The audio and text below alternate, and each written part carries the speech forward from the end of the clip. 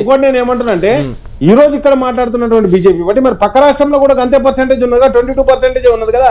అక్కడ BJP party అధికారాన్ని పంచుకుంటుంది కదా. మరి అక్కడ ఎందుకు మీరు బీసీలకు రిజర్వేషన్ పెంచుతామని మాట్లాడలేదు? ఒక చెక్ డ్యామ్ కూలిపోతే కేంద్ర మంత్రి అయినటువంటి బండి సంజయ్ గారు దాని మీద కుట్ర జరగలేదని చెప్తారు కాంగ్రెస్ కు సపోర్ట్ గా.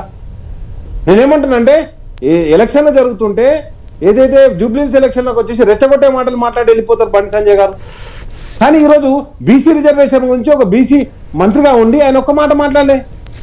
ప్రకాష్ రెడ్డి గారికి సూట్ ప్రశ్న, అన్న పంచాయతీరాజ్ యాక్ట్ లో మేము పెట్టినామంటున్నావు కదా, పక్క రాష్ట్రంలో మీరు అధికారంలో ఉన్నారు కదా, పక్క రాష్ట్రంలో రిజర్వేషన్ ఎంత ఉంది బీసీలకు? ఎక్కడైనా అంతే ఉండాలా? 50%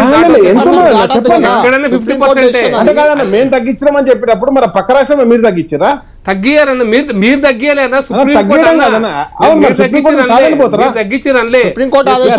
ఆదేశాలన్నా మీరు స్పష్టంగా చెప్పిండ్రు అంటున్నాను. మీరు తగ్గించారు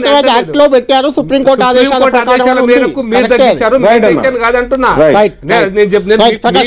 నెగిటివ్ గా చెప్పట్లేదు. సుప్రీంకోర్టు సార్ నేను ఒకటే అంటున్నా సార్, ఈ రోజు మేము తప్పకుండా ఆ అంశాన్ని తీసుకొని ముందుకు పోవాలని చెప్పేసి మా పార్టీ నిర్ణయం తీసుకుంది.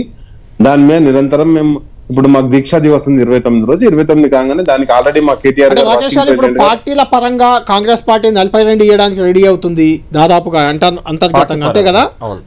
బీజేపీ అయితే నిన్న కాసం వెంకటేశ్వర్లు మాట్లాడుతూ వాళ్ళు 42 ఇస్తే మేము 60 ఇస్తామని చెప్పారు. మరి మీరెందుకు ఇస్తారు?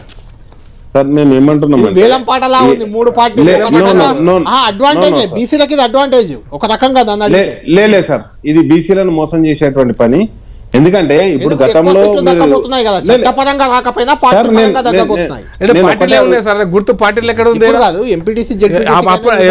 పెడితే కదా ఎలక్షన్ అప్పుడు పెట్టేదే లేదు. ఇప్పుడు కళ్యాణ్ గారు సర్పంచ్ ఎలక్షన్ పెట్టడానికి 2 సంవత్సరాలు పట్టింది, గుర్తులేని దానికి. గుర్తున్న వాటిని పెట్టడానికి ఇక పెడతారంటే మీరు ఎట్లా పెడతారు సార్? నాకు అర్థమైతే లేదు. నిన్ననే చూసినాం అప్రజాస్వామికం ఎట్లుంటదో. మున్సిపాలిటీలలో కనీసం రెజల్యూషన్ తీసుకోలేదు, జిహెచ్ఎంసీ యాక్సెప్టెన్సీ తీసుకోలే, 27 మున్సిపాలిటీలు